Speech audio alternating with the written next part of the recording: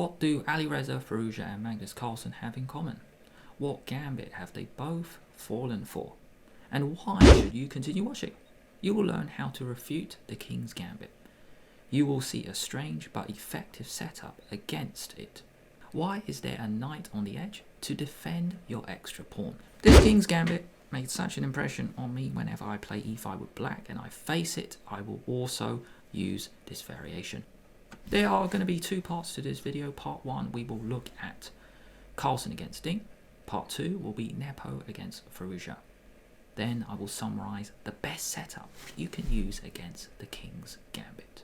Carlsen is white, Ding Liren has black. Ding is the top Chinese player. We have the King's Gambit. White is giving up the center pawn. The reason white does this is because in a dream situation, white will get the center for themselves. d4 will be played. Bishop comes out to c4. You get the center and then later you get your pawn back. The reason the King's Gambit is bad is because at the moment after you give up your pawn, Queen h4 check is now a problem. That's why white normally plays knight f3 to stop that check. If you look at the green arrows, there are so many options for black. You can go g5, d6, knight c6, but in this video I'm going to show you knight f6. Is this going to be the refutation to the King's Gambit? You challenge the center straight away. White goes e5. Rather than putting the knight in the center or back home, you're going to go knight h5. This is the setup I showed at the start of the video. It looks very strange to put the knight on the edge, but you are defending your extra pawn. Knight h5 is the setup.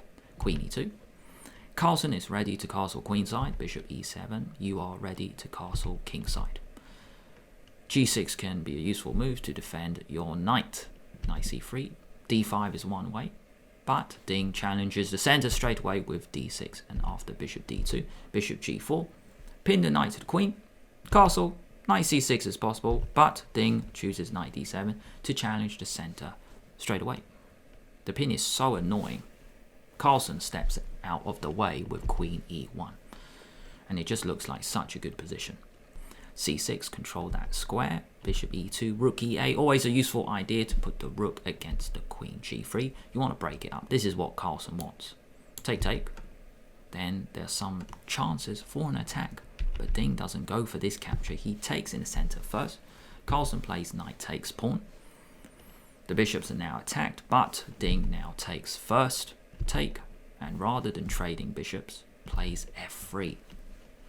The bishop moves and then the queen comes in the center with queen d4 and black has a wonderful position. If we go back 2 moves here, this is exactly what Carlsen would want. A capture, take, you attack the knight, defend, and then you've got your pawn back. Ding does not give Carlsen this chance, so shuts out this bishop with f3. The bishop comes to d3, queen into d4. With this threat, black is planning f2. Queen e4 played, setting up a mating threat, so the queens now come off. Take, f2, attack the rook. It goes to f1, bishop to f3, attacking both rook and knight. With this move, I think black is just completely crushing. This rook cannot escape. g4, offering a distraction. It would be ideal if that happened, and then it's like white is getting out a little bit, even though not really. Bishop h4 is a brilliant move. The bishop hits the rook and then you even win the rook in the corner. If you go rook back to f1, your e5 pawn will drop. Then it is 3 against 1 on the king side. Black is totally crushing, so this can't happen. So after g4, the amazing thing is you don't move the knight. It is a distraction, but bishop h4 is a fantastic move. Ding actually defends the pawn, temporarily sacrificing in the knight, but rook e5 and black is dominating. Bishop defends pawn, bishop attacks rook, as well as the knight. You got pressure on the e file. This rook can come in as well, and we got so much pressure on the e file. Rook takes e5, and black is just coming through. Knight g3 is a good move, so then the rook can take the f2 pawn next, but rook e8, we keep the pressure.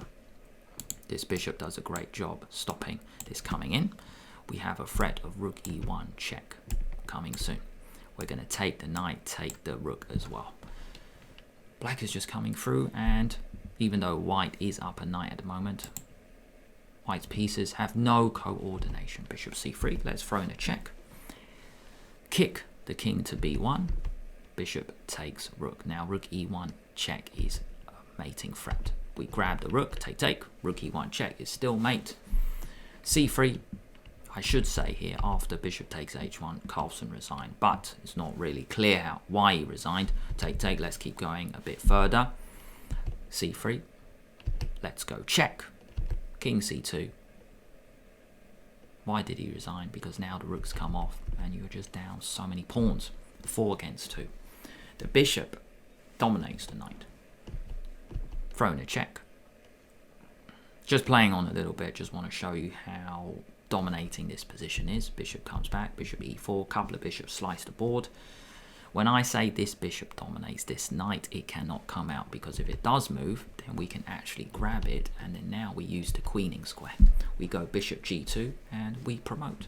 A complete crush from Liren. Now we're going to see another setup. e4, e5. This time it is Nepo against Firouzja. f4, take. Nepo is world number 4, the top Russian player. Knight f3 again. We challenge the center and it goes to the side again. After d4, Firouzja, just like Ding, challenges the center with d6. Queen e2. D takes e5 was played, but later I'm going to show you d5 is going to be the key move. And the reason this is going to be the refutation to the King's Gambit so far is because this queen is not actually on the best square. We actually want this bishop to be on c4, because c4 is actually quite a dangerous line for white. So it's like, it looks like you've wasted a move, d6 and d5, but this bishop can't come out. So I think that's a very important detail. Now let's quickly check out this game. Practically speaking, I would not go for this line because it just looks so dangerous. You throw in a check, take, and it's complete madness. Take, you get the rook in the corner, bishop f4. A discovered check is threatened, and the best move here is you can actually allow the discovered check with a move like bishop d6. You may be asking, why not go for the discovered check on the previous move? Well, it doesn't matter, because that knight is not coming out anytime soon. He takes the rook. I mean, both of us have taken each other's rook in the corners. Get the pieces out. We're ready to castle. Every green arrow shows a threat. We're taking in the center. We take on g3. Defend the center. Take. Castle. We are just getting our knight back. So this is hopeless for white. You threaten the discovered check, but it's not actually any good. So bishop e6, knight c3. Turns out white now has a big initiative. After knight c3, we go d5. This bishop is gonna, it can go to g2. White is ready to castle. And after g5, Nepo, he doesn't move the bishop. d5, he just crashes through in style. It's an absolutely crazy game. Take. Now we got a threat. Knight f7 can be a shot, actually. Sorry, knight takes f7 here is an absolutely brilliant shot, because after take, check, castle, and he can't move. It looks like you get the bishop out. Let's throw in a few checks, and bishop e2. Black is so behind in development. Bishop is coming into h5 to give a checkmate. It's just so dangerous. Game over. So beautiful way here to crash through, actually, with knight f7. D takes e6 was played. Bishop comes out to d6 by Firouzja, but now we castle. Queen b5 check is there. Bishop g2 we take. We are coming in on f7. It's too dangerous. Firouzja brings his queen back to h6. But now queen b5 check is a fantastic move. The queen on h1 was actually defending the b7 pawn.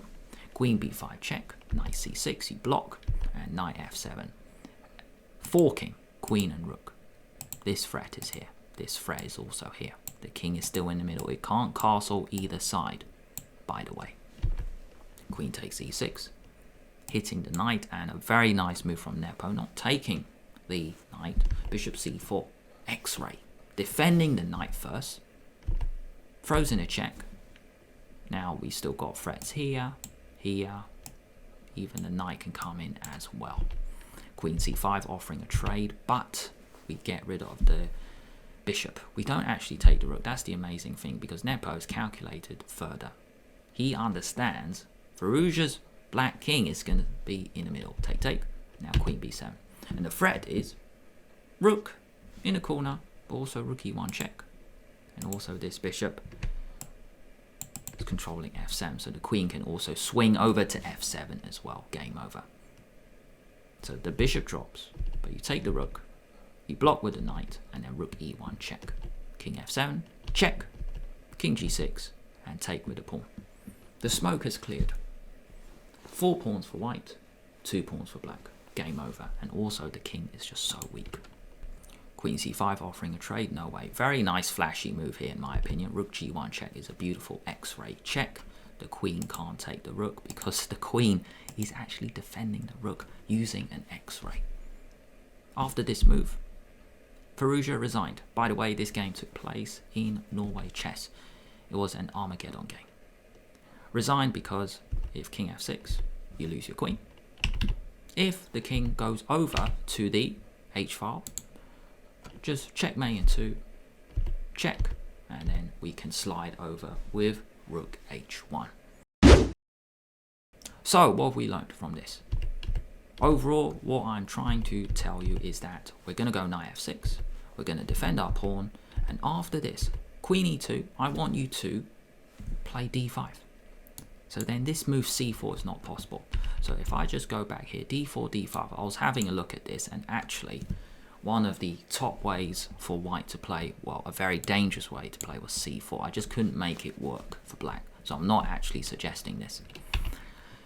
With a pawn on d5, we got lots of options here. The knight can come out to c6. The bishop comes out to g4 as usual. We got bishop e7 ready to castle, or moves we have seen before. So if we look, quickly review this, d4, d6, queen e2, and now d5. We didn't see this in the Firouzja game. He actually took. Let's go d5, and we're good. Let's keep playing a bit. If knight c3, knight c6, pressure the center, get the bishop out, just like similar moves to what Ding played against Carlsen in the first game. We can actually take on d4. This is a nice opening trap to be aware of. We're pinning here, therefore we can play this capture. That's why here, instead of castle, queen out the way, queen d7, we are ready to castle queenside. You can even flick in g6, g5, this bishop can come out. And really at the moment I feel we are defending our extra pawn on f4. Therefore I feel black has a good position. So at the moment, this is the refutation to the King's Gambit. Alireza Firouzja wins with the best chess opening. What is the Octopus Knight? So if you're interested, check out this video over here. I have another one. How does Alireza Firouzja play the Caro-Kann? We see an amazing king march, but does it work? However, if you don't like either choice, then you might like YouTube's selection.